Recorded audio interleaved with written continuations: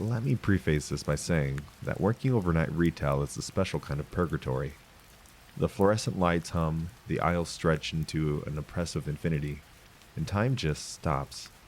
You see things, you meet people, and sometimes you meet people that you wish you could unmeet.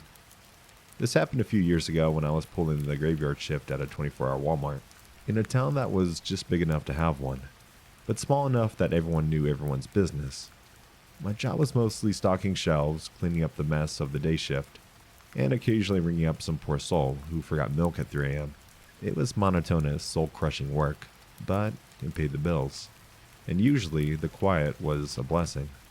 Then the Wanderer started showing up. He didn't have a name, not to us anyways. He just appeared. Usually around 1 a.m., sometimes later.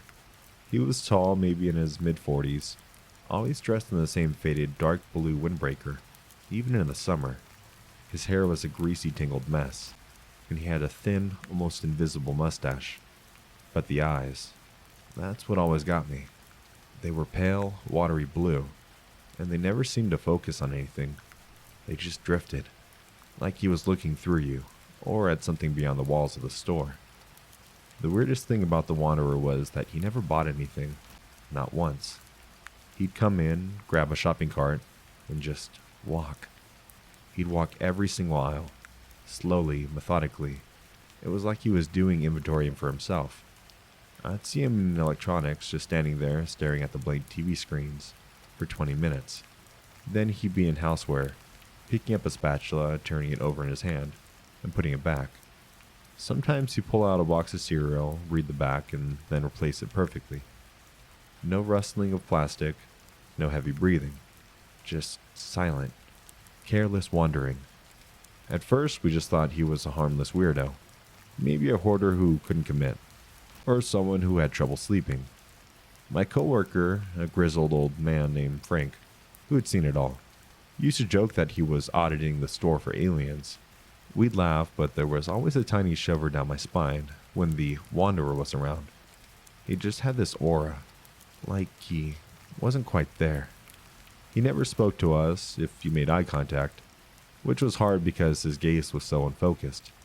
He'd just slightly tilt his head, a barely perceptible moment, and then his eyes would float away again. We tried saying hello, asking if he needed help fighting anything. He'd just give that slight head tilt, or sometimes just keep walking. It was unnerving. You felt like you weren't even acknowledged as a sentient being. Over time, his routine became even more unsettling. He seemed to know our shift patterns. If I was working the grocery side, he'd spend more time there. If I was in the general merchandise, he'd gravitate that way. It felt less like random wandering and more like observation. There were a few times I'd be stalking an aisle, and I'd turn around and he'd just be there, a few feet behind me, staring at my back, no footsteps, no sound. He just materialized. I'd jump and he'd just slowly pivot and drift away. I started feeling like I was being watched, even when he wasn't there. The hairs on my neck would stand up. My colleagues thought I was just being paranoid. "He's just an old guy. Tired," Frank would say. But Frank hadn't had him appear silently behind him 3 times in one night. Frank hadn't felt those empty eyes on him as he worked. Then came the night. It was Tuesday, late fall. A nasty storm had just rolled in. Rain hammering the roof, wind rattling the loaded dock doors. The power flickered a few times, plunging sections of the store into momentary darkness, before the generators kicked in with a groan. It was just me, Frank, and a single security guard, Marty, who usually spent the shift watching old movies on his phone in the back room. The store was utterly desert. Not a single normal customer in sight. Around 2:30 a.m., the Wanderer walked in. Same blue windbreaker, same vacant stare. He picked up his cart. This time, though, he didn't just walk. He moved with a strange deliberation. He went straight to the sporting goods section, an area he rarely visited. I was in chemical stocking detergent, but the silence, broken only by the storm and the hum of the fridge units, made me more hyper-aware. A few minutes later I heard something. A soft, rhythmic scraping sound. Scratch, scratch, scratch. It wasn't the sound of shelves or boxes. It was deliberate. My heart started to pound. Frank was on the other side of the store, and Marty was probably still watching Die Hard. I knew deep in my gut it was the Wanderer. I grabbed one of the long mop handles we used for high shelves. Pathetic, I know, but it was all I had, and slowly, quietly made my way towards sporting goods. The scraping continued, a hypnotic, unsettling rhythm. As I rounded the corner into the aisle with the fishing gear, my breath caught in my throat. There he was, the Wanderer. He was standing in front of a display of various fishing lures and bait. But he wasn't just looking. He had taken several packages of plastic worms, the bright red, green, and blue ones, and he was systematically, meticulously scraping them against the hard concrete floor. But it wasn't just scraping, he was shaving them. Little curled pieces of plastic like pencil shavings were accumulating around his feet. And he wasn't just making a mess. He was arranging the shavings. He had created a perfect intricate spiral on the floor, about 3 feet in diameter, made entirely of these multicolored plastic worm shavings. Each layer of the spiral was a different color, precisely laid out, with the sharp, almost needle-like ends of the shaving worms pointing inwards. His face was utterly blank. No emotion, no focus in his eyes. He just kept scraping, adding to the grotesque, shimmering spiral on the floor.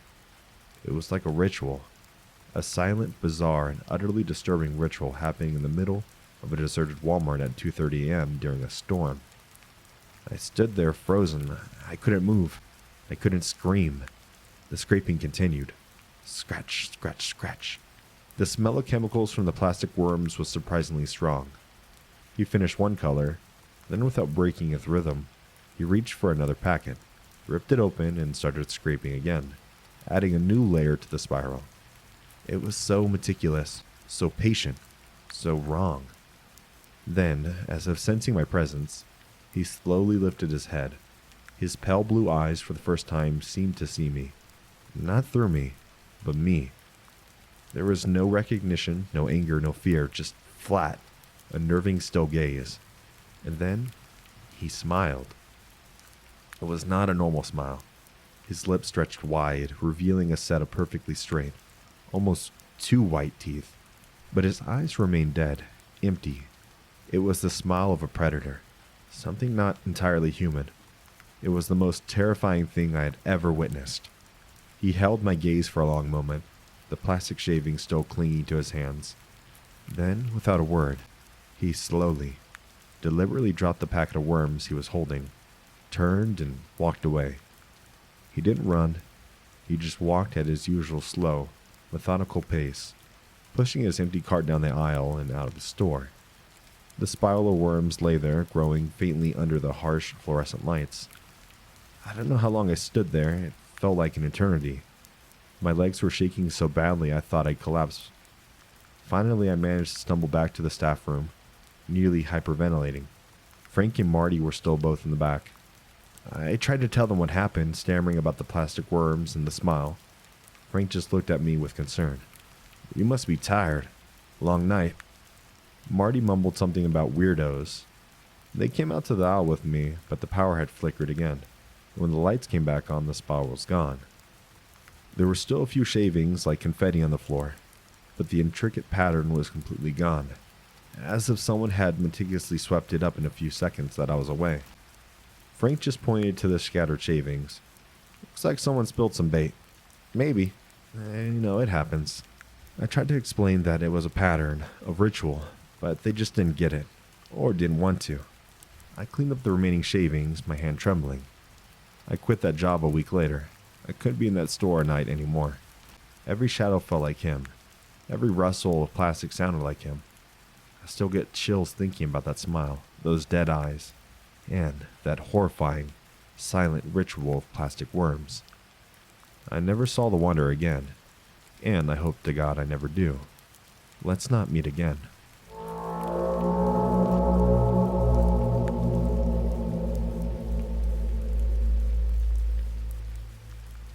Working in the Walmart butcher department isn't like working in the aisles. It's a different world. The air is always cold, even colder than dairy. The scent of raw meat, clean and metallic, clings to everything. and the sound of the low hum of the coolers, the sharp thwack of cleavers, and the whine of the bone saw, they become the soundtrack to your life. My shift usually starts at 4 a.m., getting the cases ready for the day, grinding fresh hamburger, slicing roast, and dealing with early morning deliveries. It was solitary work, mostly just me and the raw product, until the store officially opened and the customers trickled in. I've been doing it for 3 years. I knew the cuts, the weights, the rhythms of the department. I was actually pretty good at my job, and I mostly enjoyed the quiet, methodical nature of it all, until he started showing up. We never called him anything formal, just that customer, or in hushed tones, the stalker weirdo. He was a man in his late 50s, maybe early 60s, thin to the point of gauntness. The wispy, receding gray hair, his clothes were always clean, but seemed a little too formal for Walmart at 5 a.m. A pressed dark jacket, even in summer, and crisp trousers. It was his eyes that always got me. They were sunken in, and almost translucent like bluish, and they had this unsettling intensity. They didn't just look at things, they seemed to penetrate them. He never came in during regular hours. He always appeared shortly after I finished setting up the cases, usually between 5:30 a.m. and 6 a.m., just as the first few customers were starting to appear, but before the store truly woke up. He'd walk straight to the butcher counter, bypass the prepackaged meats, and just stand there. He never spoke, he never asked for a specific cut. He just stood silently, his pale eyes fixed on me as I worked. If I was grinding meat, he watched the raw cuts disappear into the maw of the grinder, his gaze unwavering. If I was trimming a piece of beef, his eyes would follow the knife, as it separated muscle from fat. It wasn't curiosity, it was something else entirely. It was a focused, almost predatory observation. At first I tried to ignore him. I'd busy myself, turn my back, pretend I didn't see him. But the feeling of those eyes on me was almost impossible to shake. It was like a cold breath on the back of my neck. I'd glance up, and he'd still be there. Perfectly still, his head cocked slightly to the left, and then to the right. Those eyes boring into me. He never moved, never fidgeted. He was just a statue of unnerving attention. My coworkers on the other shifts knew about him. "Oh, the meat whacker," John said, the night shift manager, and he chuckled. "Yeah, he's weird. Harmless, though. Just a little off." But they didn't have him watching him half of the hours of the day. While they were hand-sharpening knives and raw flesh, they didn't feel his presence of intensity with each passing week. His visits started to feel less random and more targeted. It was like he knew my schedule, knew exactly when I'd be back, alone, prepping. There were days I'd be breaking down a side of beef, a bloody, messy job, and I'd look up from my work, covered in a sweat and grease, to see him standing at the counter, his eyes fixated on my movements. He never flinched, never looked away from the gore. In fact, it seemed to fascinate him. One morning I was cleaning the bandsaw, a noisy, powerful machine used for cutting through bone. The department was empty, the store was largely desert. The saw whined down, and the sudden silence was jarring. I looked up, and, well, guess what? There he was. He had somehow entered the department without me hearing him, over the saw. He was standing directly in front of the counter, closer than usual, his hands resting on the stainless steel, knuckles white. His eyes were locked on the saw blade, still glistening, with traces of bone dust and meat. Then, very slowly, his gaze lifted from the blade, traveled along my arm, and settled on my face. For the first time, he gave me a smirk. It wasn't a very friendly smile. His lips stretched in a weird and crooked-looking way, revealing a set of unnerving and very uneven teeth. His eyes, however, remained dead, devoid of warmth or humor. It was this smile that didn't belong on a human face. It looked more like something you'd see on a doll. A profound, chilling satisfaction. It was the smile of someone who was seeing exactly what they wanted to see. He then did something that made my blood run cold. He slowly raised his right hand, keeping that unsettling smile, and brought it up to his own neck. His index finger, thin and almost skeletal, slowly traced a line across his throat, from ear to ear. He didn't break eye contact. His gaze was locked onto mine, and that smile never flattered. It was a gesture of profound, terrifying meaning, a silent, explicit suggestion. My heart hammered against my ribs, my breath hitched. The air in the butcher department, already cold, seemed to drop another 20 degrees. I just stood there, gripping the cleaning rag, my mind screaming. He wasn't just watching, he was envisioning. He wasn't interested in meat for consumption. He was interested in the process, in the cut, in my ability to do it. In that gesture, it was clearly aimed at me. After what felt like an eternity, but was probably only a few seconds, he slowly lowered his hand. He then turned, still moving with that unnatural quaintness, and walked out of the department, disappearing into the main store aisles without a backward glance. I stood there shaking, the cold of the department finally seeping into my bones.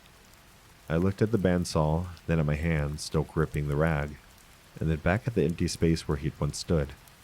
The image of his smile and that gesture burned into my mind. When my manager finally came back an hour later, I was pale and trembling. I tried to explain everything that happened with that customer and the gesture. My manager, even practical, just frowned. "Are you sure you're feeling okay, Alex? Maybe you just need a break." He looked at the pristine department. "Everything looks normal." But it wasn't normal. Nothing was normal after that. Every time I picked up a knife, I saw his eyes. Every time I turned on the grinder, I heard that silent, horrifying suggestion. The sterile environment of the butcher department, which had once felt familiar and safe, now felt like a stage for something utterly monstrous. I didn't see that guy for a while after that, but I would see him from time to time in the kids section, just looking at toys, never with a child inside. So with that being said, I haven't been to Walmart in quite a few years. I now shop at Target, and weird guys staring at me making suggestive movements. Let's not meet again.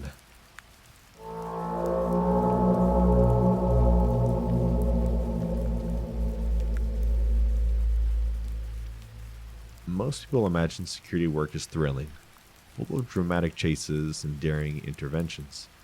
Try telling that to an overnight Walmart security guard. My job was 90% boredom, 9% patrolling empty aisles that stretched into an oppressive infinity, and 1% dealing with the occasional lost drunk, or genuinely lost customer who mistook 3 a.m. for prime shopping time. You learn to appreciate the silence, the hum of the freezers, the distant clatter of the stalkers' pallet jacks, and you learn to identify every shadow, every creak, and every echo. My main tools were my flashlight, my walkie-talkie, and the array of CCTV monitors in my cramped office in the back. It was a lonely job, but usually it was predictable, until he started showing up. We called this guy the listener. This man was obviously in his late 40s, always dressed in a worn, dark gray trench coat. Even when it was stifling hot, his hair was sparse and slicked back.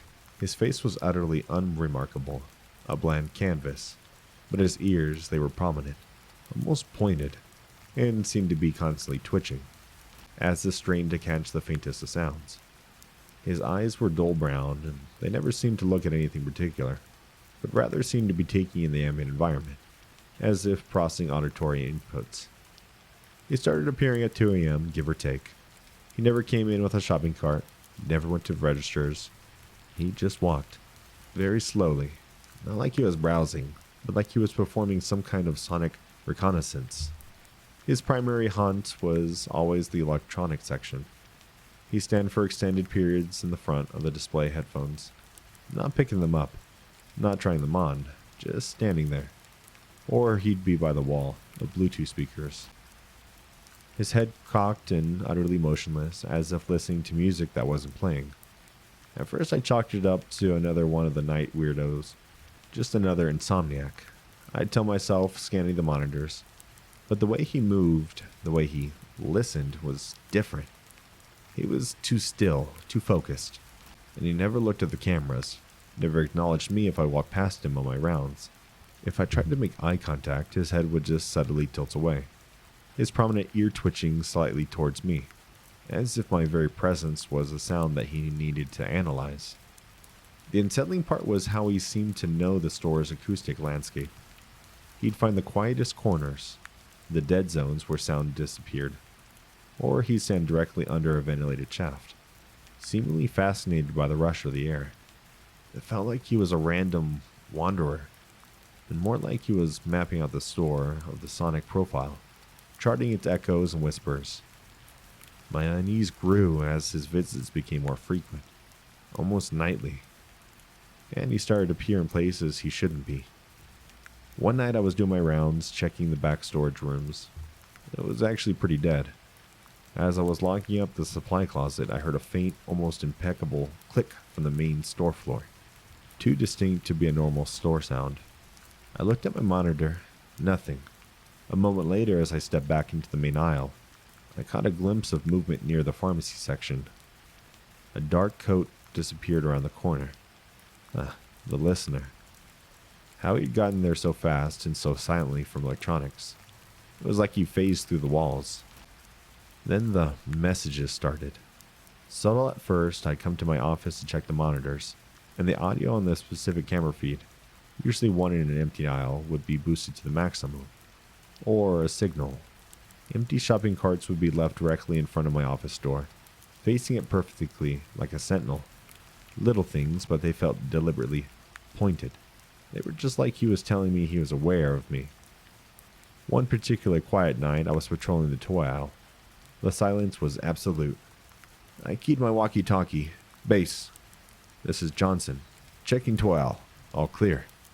I released the button, my own voice slightly distorted by the walkie, echoed back from the device. A standard radio check. As I turned to continue my patrol, I heard it. A faint, almost impeccable whisper from the next aisle over. The sporting goods. It sounded like my voice. All clear. And I froze. My blood ran cold. My walkie was in my hand. No one else was on the frequency. Hello? I said into the walkie, my voice tight. Silence. I walked slowly into the sporting goods aisle. Empty. I checked the cameras. Empty. Then on the monitor in the fishing supplies aisle, just beyond the sporting goods, I saw him. The listener. He was standing perfectly still, facing directly towards the camera, which was one of our older models with a slightly warped lens.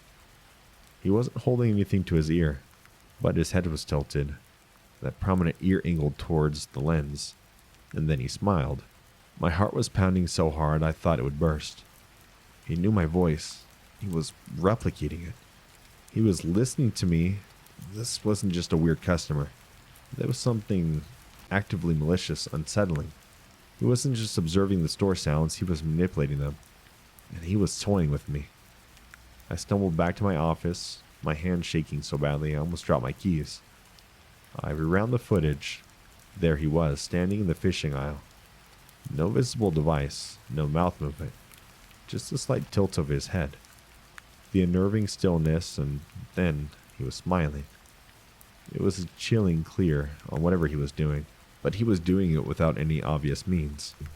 I called over the night manager and told him I was leaving. I couldn't stay there anymore. I couldn't be alone with that man, knowing what he was capable of, whatever the fuck he was doing. Jordan, blessed his heart, tried to be understanding, but he clearly thought I was just stressed and tired. Dude, you're just seeing things. Get some sleep. But I wasn't seeing things, I was hearing things, my own voice, twisted and returned to me from an empty aisle, by a man who had seemed to be able to capture and relay the world's sounds. I never went back to that Walmart. I resigned the next day, citing personal reasons. The thought of sitting in the cramped office watching those grainy monitors, waiting for the listener to appear, to hear another sound that shouldn't be there, was unbearable. I never saw the listener again, and I fervently prayed to every silent corner of the universe that I never do. Let's not meet again.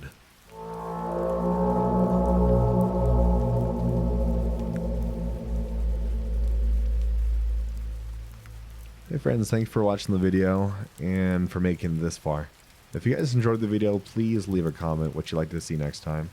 Drop a like because it actually helps the video a lot. Other than that, just want to say thank you so much. It's glad. Oh, wait, not glad. What am I looking for? It's pretty cool to be back.